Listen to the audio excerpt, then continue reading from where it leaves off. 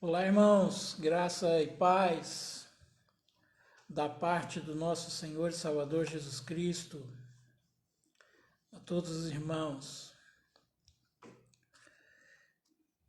Sejam mais uma vez muito bem-vindos ao nosso culto hoje de forma online. Vamos esperar aí mais alguns minutinhos para os irmãos retornarem. Nós já louvamos ao Senhor, já adoramos a Deus com os nossos louvores.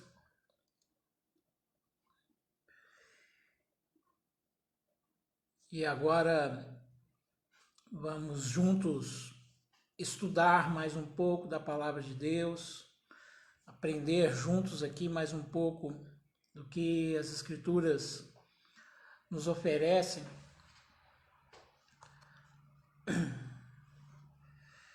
Para que possamos estar a cada dia mais fundamentados, estar a cada dia mais consolidados na Palavra de Deus. Nós daremos sequência à nossa série expositiva da Carta de Paulo aos Romanos. Nós começamos já há uma semana e meia a fazer a exposição da Carta de Paulo aos Romanos e hoje nós daremos sequência à nossa série expositiva.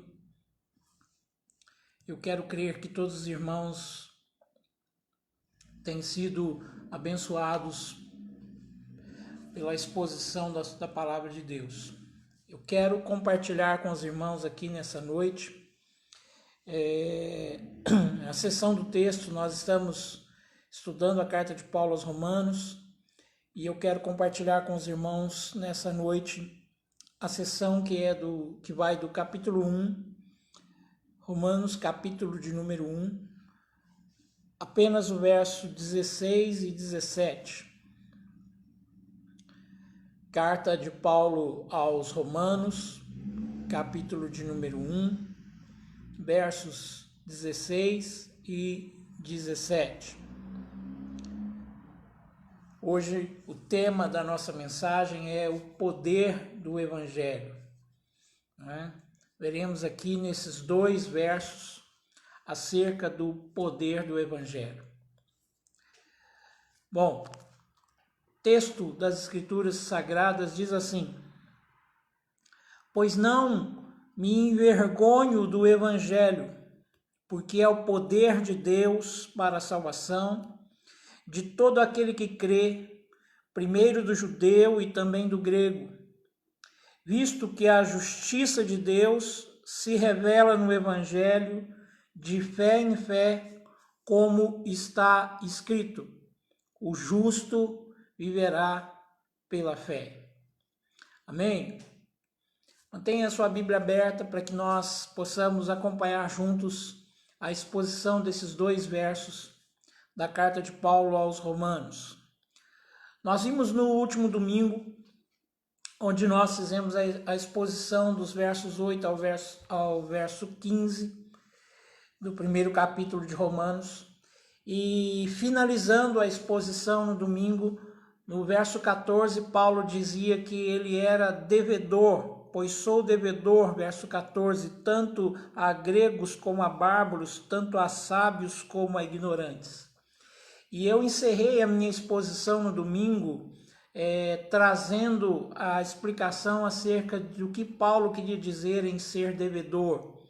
E falamos de 4 marcas da vida de um verdadeiro cristão, e o verso 14 nos trouxe essa 4ª marca, que era ser um devedor da graça de Deus. O verso 15, Paulo então finaliza a sua introdução, como nós vimos no domingo, dizendo que ele estava então pronto a anunciar o Evangelho também aos irmãos de Roma. Agora, os dois versos que eu quero expor para você essa noite, o verso 16 e o verso 17, são o tema central da carta de Paulo aos Romanos. De todos os capítulos da carta de Paulo aos Romanos, de toda a extensão dessa carta, o verso 16 e 17 resumem o tema central da carta de Paulo aos Romanos, né? Então, quando nós chegarmos lá no final, até no capítulo 16, o tema central está aqui nesses dois versos. E Paulo começa dizendo assim: pois eu não me envergonho do evangelho. Pois eu não me envergonho do evangelho. Paulo aqui vai agora expor e começar a fazer uma exposição aos irmãos da igreja de Roma acerca do que realmente é o evangelho. E hoje, mais de 2000 anos posteriores a esses escritos, nós precisamos compreender e aprender verdadeiramente o que é o verdadeiro evangelho. Infelizmente, durante muitos anos, desde o primeiro século, desde o início da igreja, muitos se levantaram para proclamar um evangelho que Paulo afirma lá em Gálatas capítulo 1, Paulo chama de um outro evangelho. E esse outro evangelho, ou um evangelho falsificado, veio sendo propagado na história da igreja desde os seus primórdios, desde o primeiro século, desde depois da morte dos primeiros apóstolos. Os pais da igreja já tiveram que confrontar falsos mestres que estavam dispostos a infiltrar nas igrejas, nas comunidades, um falso evangelho. Um evangelho que não era o verdadeiro evangelho de Deus. Isso se prolongou durante o início da era cristã, se prolongou até a Idade Média, veio a Reforma Protestante combatendo essa questão também do falso evangelho propagado, e até os dias de hoje nós lutamos contra a propagação de um falso evangelho, né? Mas antes de nós entendermos o que é o verdadeiro evangelho, nós precisamos compreender características desse falso evangelho.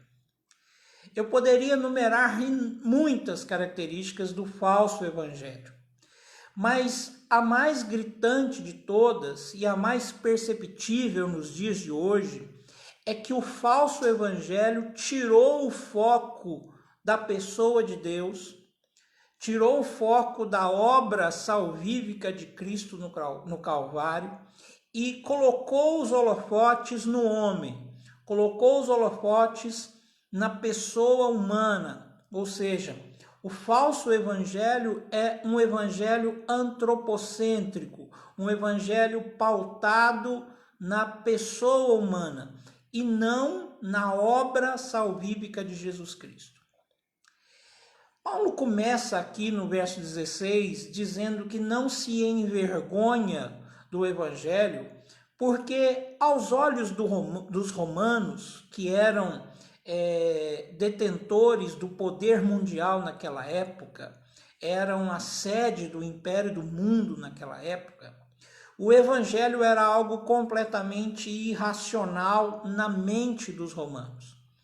Os romanos não compreendiam como que um simples filho de um carpinteiro havia morrido numa cruz, alegando que essa morte seria para salvar todos aqueles que crescem na mensagem que ele propagava. Isso para os romanos da época era algo vergonhoso. Por quê? Porque a morte de cruz, na época romana, era a morte mais abjeta que existia. Era a morte mais vergonhosa que existia. Quando um tribunal romano condenava alguém e queria expor essa pessoa ao primor ou máximo da sua vergonha, ele instituía que essa pessoa morreria numa cruz, para que ela fosse exposta completamente à vergonha. Então, alegar que um homem que era filho de um carpinteiro, segundo a mentalidade romana, tivesse morrido e padecido numa cruz para salvar aqueles que crescem nele, era completamente algo vergonhoso. Nenhum romano seria capaz de dizer que servia alguém que havia morrido numa cruz. Nenhum romano expunha para ninguém, para nenhum dos seus amigos ou parentes, caso ele tivesse alguém, algum conhecido ou algum familiar que tivesse sido condenado a morrer numa cruz.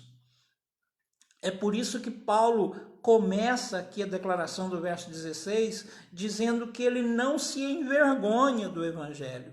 Aquilo que era vergonhoso ao Império Romano não era vergonhoso a Paulo. Uma característica importante que você precisa compreender era que Paulo era cidadão romano também. Paulo tinha cidadania romana. E como cidadão romano, ele poderia também se envergonhar de tal coisa. Mas Paulo não. Ele começa a doutrinar a igreja desses cristãos em Roma, dizendo assim: eu não me envergonho do evangelho. Mas enquanto o evangelho e o falso evangelho, enquanto o falso evangelho é muito propagado nos dias de hoje, como eu disse, é um evangelho voltado ao à vida humana, somente ao homem, à elevação do homem, o verdadeiro evangelho, irmãos, é a boa nova, né? A palavra evangelho vem da palavra grega evangelium, que significa a boa notícia, né? Mas nós, durante muito tempo, deturpamos também a ideia do que é essa boa notícia. A boa notícia, e qual é ela? A notícia de que Cristo padeceu na cruz do Calvário para trazer salvação a todo aquele que crê. A boa notícia é que Deus amou o mundo de tal maneira que deu o seu Filho unigênito, para que todo aquele que nele crê não pereça, mas tenha a vida eterna. Esta é a boa notícia do Evangelho. Só que nós pensamos, na maioria das vezes, que proclamar o Evangelho, propagar o Evangelho, é simplesmente afirmar que conhecemos um menino que nasceu numa manjedoura, que conhecemos um moço que viveu 33 anos na Judéia, que foi filho de um carpinteiro, filho de uma mulher que engravidou pelo Espírito Santo. Mas eu quero te dizer e eu quero que você entenda, compreenda e aprenda nesta noite. O Evangelho verdadeiro é a obra consumada de Jesus na cruz do Calvário. Quando alguém lhe perguntar o que é o verdadeiro Evangelho, entenda, o verdadeiro Evangelho é a obra consumada de Jesus na cruz do Calvário. Proclamar o Evangelho é proclamar a obra de Jesus no Calvário, na cruz do Calvário. Não existe evangelho que tire a cruz do seu centro. Não existe evangelho sem a cruz de Cristo, sem o sacrifício vicário de Cristo. Isto é a definição do evangelho. E qual é a natureza do evangelho? Nós vamos ver aqui a natureza do evangelho, vamos ver o propósito do evangelho, vamos ver as bênçãos do evangelho e vamos ver a nobreza do evangelho. Então, se você estiver anotando, aquilo que nós estamos estudando, eu quero compartilhar aqui alguns pontos com relação ao evangelho. Então, preste atenção. primeiro ponto é a natureza do Evangelho. O verso 16 diz assim: pois não me envergonho do Evangelho, porque é o poder de Deus. Esta é a natureza do Evangelho. O Evangelho é o poder de Deus. Nós vivemos num mundo, meus irmãos, onde existe uma luta ferrenha com relação a quem é mais poderoso que quem. Né? Nós vivemos numa sociedade que impõe a sua identidade através de busca de poder. E aqui o apóstolo Paulo vai demonstrar a cada um de nós a natureza do Evangelho. A natureza do Evangelho nos diz que o Evangelho é o poder de Deus, não é o poder humano. Nós temos percebido que os homens, durante todas as eras, têm lutado com relação a quem é mais poderoso que quem. Nós temos visto quantos países têm levantado, quantas guerras têm sido levantadas desde que nós nos conhecemos por gente, né? Acerca de poderio, de quem é mais forte, de quem é mais poderoso, de quem pode mais. E isso a gente não entende, não percebe somente na esfera dos países, mas em questões culturais, em questões comuns do nosso cotidiano. Quantas pessoas estão disputando poder umas com as outras? Ah, eu posso mais, eu tenho mais poder que o outro, eu mando mais que o outro, né? Fulano tem que me obedecer, é eu que mando nesse lugar, é eu que sou o manda-chuva, né? Demonstrações humanas de poder. Mas a natureza do verdadeiro Evangelho nos mostra que o Evangelho é o poder de Deus. E esse poder é onipotente, é o poder em sua essência, é o poder que vem completamente e totalmente de Deus. Esta é a natureza do Evangelho. Paulo está dizendo: eu não me envergonho do Evangelho, porque ele é o poder de Deus. Ele está dizendo isso para o império mais poderoso da época. Paulo está dizendo isso para a instituição mais poderosa da época, a Pax Romana. E ele está dizendo: não, existe algo que é mais poderoso do que vocês. Existe algo que é mais poderoso do que o poderio humano. É o Evangelho, que é o poder de Deus. Ah, meus irmãos, e quando nós pensamos em poder de Deus, nós nos equivocamos muitas vezes na nossa compreensão. Pensamos e alegamos que o poder de Deus é quando alguém está num culto e de repente essa pessoa fica toda trêmula, ou essa pessoa começa a chorar desesperadamente e cai no chão e fica pulando igual doida, e a gente acha que isso é manifestação do poder de Deus. Mas Paulo está nos demonstrando aqui a natureza do Evangelho. O Evangelho é o poder de Deus, mas esse poder precisa cumprir um propósito. O poder de Deus cumpre um propósito, que é o outro ponto aqui do Evangelho. Veja a continuação do verso 16. Pois não me envergonho do Evangelho, porque é o poder de Deus para a salvação. Ou seja, nós vimos aí a definição do Evangelho, vimos a natureza do Evangelho, que é o poder de Deus, e o propósito do Evangelho. Qual é o propósito do Evangelho? Ele é o poder de Deus para a salvação. O Evangelho é o poder de Deus para a salvação. Não existe, meus irmãos, a possibilidade de salvação humana se não for pelo Evangelho. Não existe outra forma de que o homem seja salvo que não seja pelo próprio Evangelho do Senhor Jesus.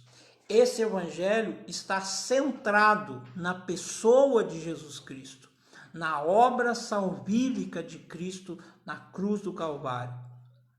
Então, preste muita atenção. Qual é a definição do Evangelho? É a boa notícia. O Evangelho é Cristo crucificado.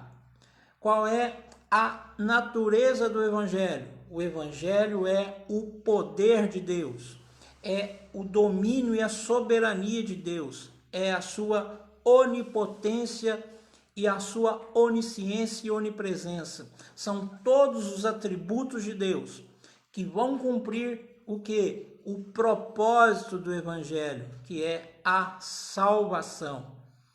Nem eu, nem você, nem ninguém, nenhum de nós podemos salvar a nós mesmos.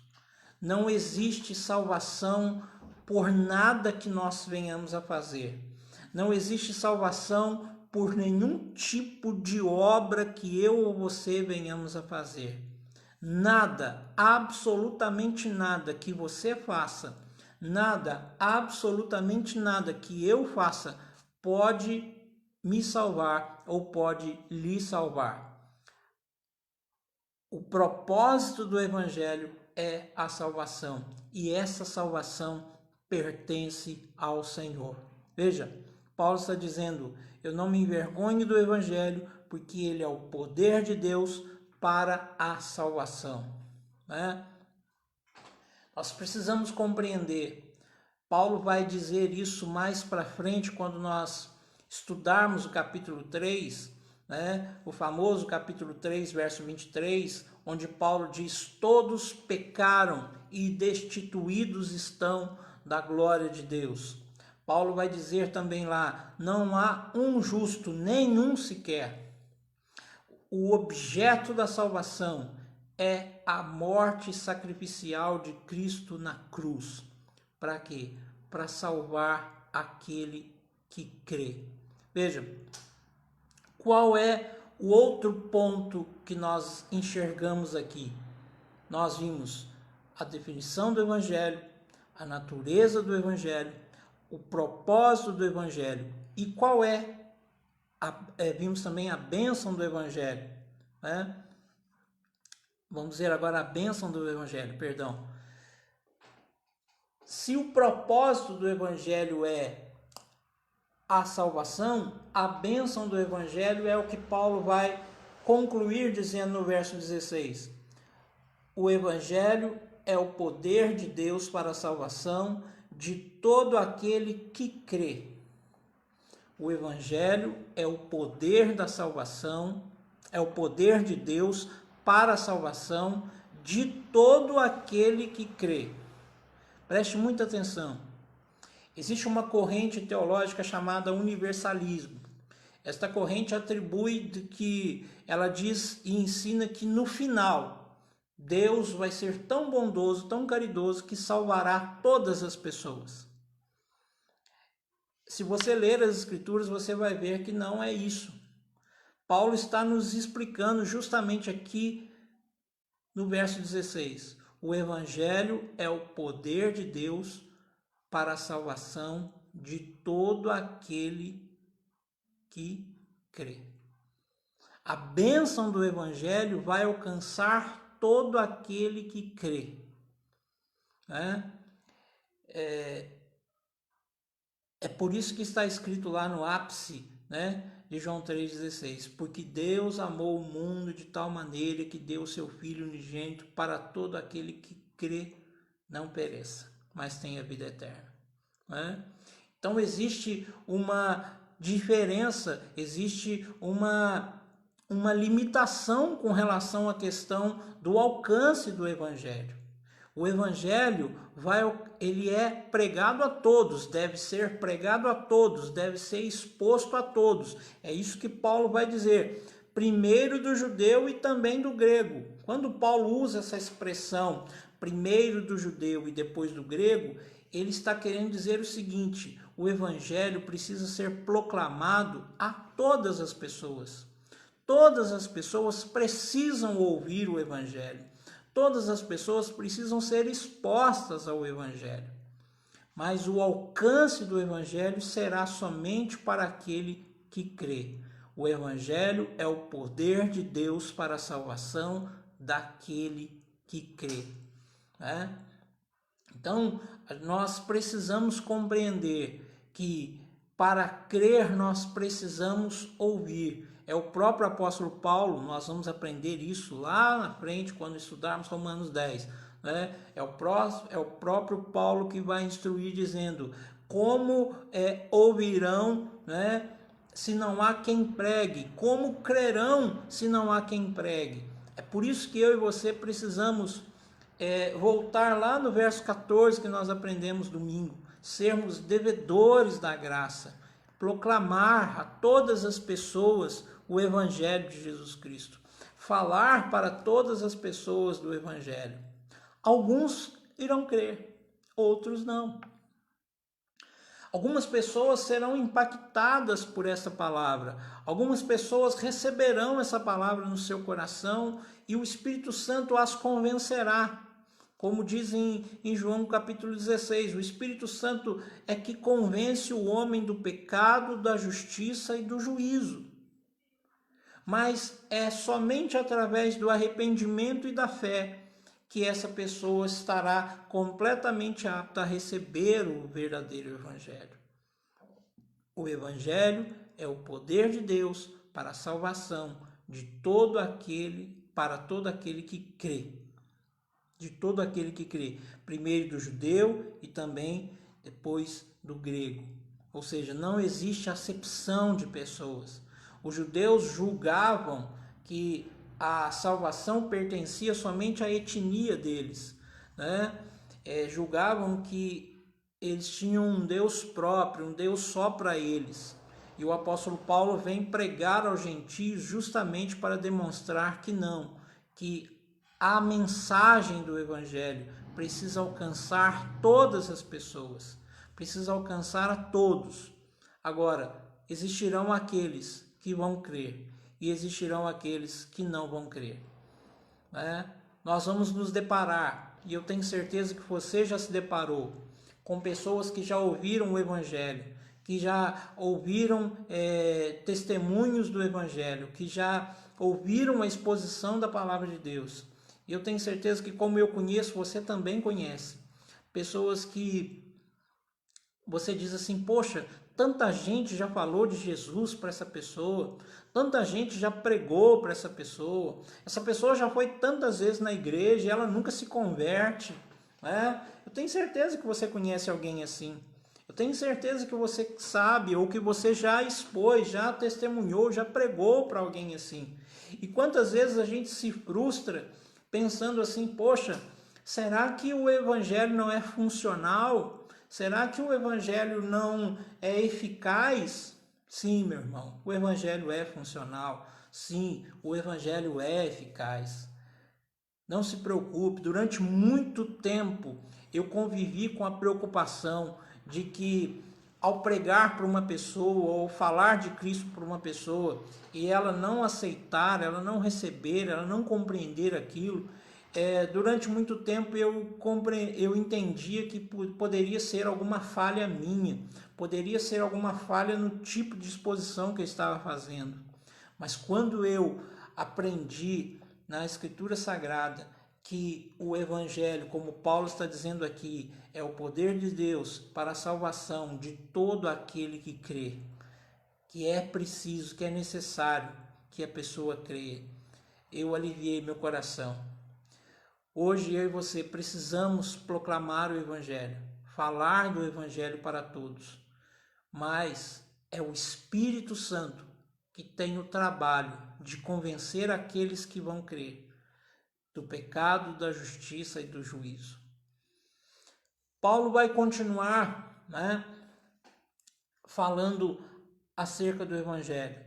Pois não me envergonho do Evangelho. Como eu disse, os romanos se envergonhavam de tal atitude.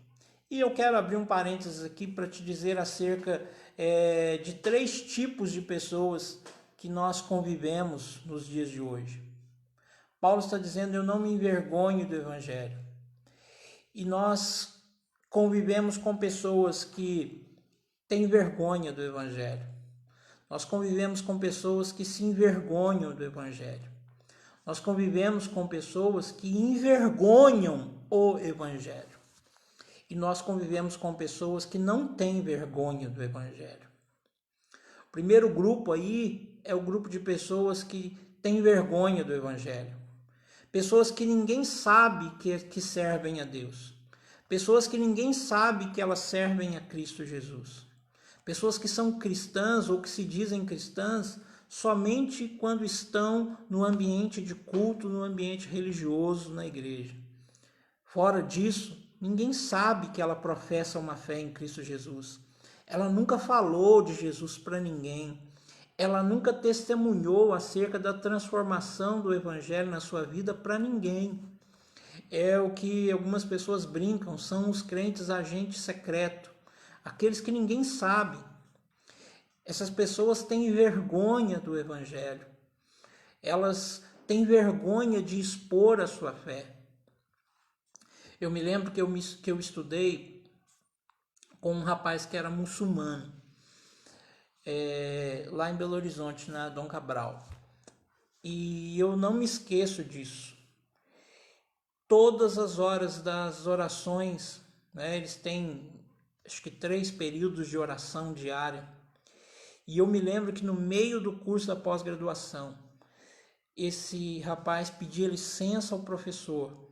Ele se levantava, pegava aquele tapetinho que eles usam para fazer oração, colocava aquele quipá na cabeça e ia para o corredor, e ali ele se ajoelhava e fazia as suas orações.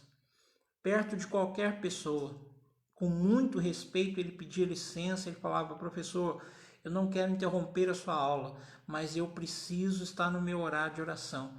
E ele saía e ia fazer as suas orações. E hoje, nós que servimos a Deus, nós que dizemos que servimos o verdadeiro Deus, nós que servimos a Jesus Cristo, quantas vezes nós nos envergonhamos do Evangelho? Nós não proclamamos o Evangelho para ninguém, não falamos do amor de Jesus para ninguém, não falamos para ninguém no nosso ambiente de trabalho, no nosso círculo social, nos lugares onde nós estamos. Nós jamais professamos, seja com palavras ou seja com atos, com atitudes, com gestos. Nós não temos falado do Evangelho. Isso é muito preocupante. Paulo está dizendo que ele não se envergonha do Evangelho. E você? Você tem tido vergonha do Evangelho? Você tem se envergonhado de dizer que você é um servo de Jesus? Isso tem sido vergonhoso para você? Porque, infelizmente, existe um outro ponto, né? São aqueles que envergonham o Evangelho. E muitas das vezes nós temos uma certa vergonha do Evangelho por causa daqueles que envergonham o Evangelho. Quem são aqueles que envergonham o Evangelho? São aqueles que pregam um Evangelho deturpado. São aqueles que falam de um Evangelho que não existe. O próprio apóstolo Paulo disse: eu tenho medo. Ele vai dizer isso lá aos Filipenses. Eu tenho medo, eu tenho muito medo que vocês se apartem da simplicidade, perdão, aos Coríntios que ele fala isso. Eu tenho muito medo que vocês se apartem da simplicidade que há no Evangelho de Jesus Cristo. Nós temos visto muitas pessoas se apartarem dessa simplicidade do Evangelho. E por isso, infelizmente, às vezes a gente se envergonha. Por quê? Porque tem pessoas que estão envergonhando o Evangelho. Estão mostrando um Cristo que não existe. Estão falando de um Jesus ou de um Deus que não existe nas Escrituras Sagradas. Mas eu quero crer que eu e você possamos fazer parte do grupo que Paulo faz, daqueles que não se envergonham do Evangelho. que o meu coração e que o seu, que a minha postura e que a sua, que a minha relação e a sua com as outras pessoas seja uma relação de exposição do Evangelho. Nós estamos vivendo num período, num tempo, onde nós precisamos expor o Evangelho. Precisamos falar do Evangelho para as pessoas. Eu acredito, meus irmãos, que essa pandemia vai demonstrar a cada um de nós, vai mostrar a cada um de nós quem realmente nós somos diante de Deus. Paulo nos chama a responsabilidade aqui para que eu e você tenhamos essa convicção. Eu não me envergonho do Evangelho. E no verso 17 ele vai dizer, visto que a justiça de Deus se revela no Evangelho, de fé em fé, como está escrito, o justo viverá pela fé. O que é esta justiça de Deus? O que Paulo quer dizer com essa justiça de Deus?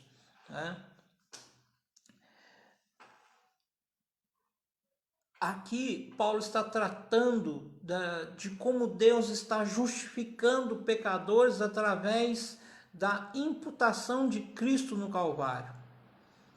Eu vou te dar um exemplo simples para você compreender isso, dessa justiça de Deus, sobre nós que somos pecadores. Imagine que você seja pego no flagrante de um crime. Você perde a cabeça e você comete um crime muito grave. E você seja preso em flagrante. E você seja levado para o tribunal e lá nesse tribunal você é colocado diante de um juiz. E esse juiz mostre a você evidências concretas, ou o promotor, aquele que está te acusando no julgamento, mostre a você evidências concretas do seu crime. Existem imagens que foram gravadas, tem vídeo de você cometendo crime, tem testemunhas que estão ali e estão dizendo que você cometeu esse crime. Ou seja, todo o cenário está montado para que o seu julgamento leve à conclusão de que você é culpado por aqueles crimes. Quando Paulo diz aqui no verso 17, visto que a justiça de Deus se revela no Evangelho, ele está falando da justiça daquele que na cruz do Calvário assumiu o meu e o seu pecado, assumiu o meu e o seu crime. Era para que cada um de nós fôssemos culpados e fôssemos condenados por causa dos nossos pecados. Mas lá na cruz do Calvário, Jesus tomou sobre si as nossas transgressões. O castigo que nos trouxe a paz estava sobre ele. Pelas suas pisaduras nós fomos sarados. Jesus trouxe a imputação de todo o pecado daqueles que creem nele sobre as suas costas na cruz do Calvário. Voltando para o exemplo do julgamento, era como se nós tivéssemos todas essas provas contra nós e alguém entrasse no julgamento e dissesse assim, olha, eu assumo toda a culpa que esta pessoa infringiu. Eu assumo no lugar dessa pessoa todo o crime que ela cometeu. Isto é a justiça de Deus. Aos olhos humanos, nós diríamos assim, isto é injustiça. Quem cometeu o crime é quem deve pagar. Aos olhos humanos, nós pensaríamos, não, isso não é justo. Quem cometeu o crime é quem tem que pagar. Mas o sacrifício de Cristo no Calvário é exatamente isto. Um Deus amoroso, misericordioso e justo, olhando para a obra do seu Filho na cruz e olhando para mim e para você, olhando para o meu e para o seu pecado e imputando a nós a justiça, não mediante as nossas obras, não mediante a nada que nós façamos, para que possamos merecer a salvação, mas simplesmente pelo sacrifício do seu Filho no Calvário para a salvação daqueles que creem. Este é o Evangelho. Esta é a essência do Evangelho. Quando você for proclamar o Evangelho, entenda e fale isso. O Evangelho é o sacrifício de Jesus na cruz. O Evangelho é a justiça de Deus sendo aplicada pela imputação no seu Filho Jesus, tomando sobre ele a culpa que era nossa, a culpa que era minha, que era sua. Este é o Evangelho. E que eu e você possamos não nos envergonhar do Evangelho, mas que eu e você possamos ser proclamadores do Evangelho, proclamadores de uma boa notícia. E qual é essa boa notícia? Tudo pode estar perdido, mas existe uma solução chamada Jesus Cristo. Nós precisamos voltar a pregar essa mensagem. Nós precisamos voltar a olhar para as pessoas e dizer: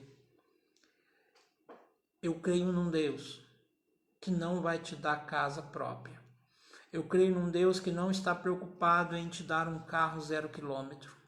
Eu creio num Deus que não está preocupado em transformar a sua vida do bom para o melhor.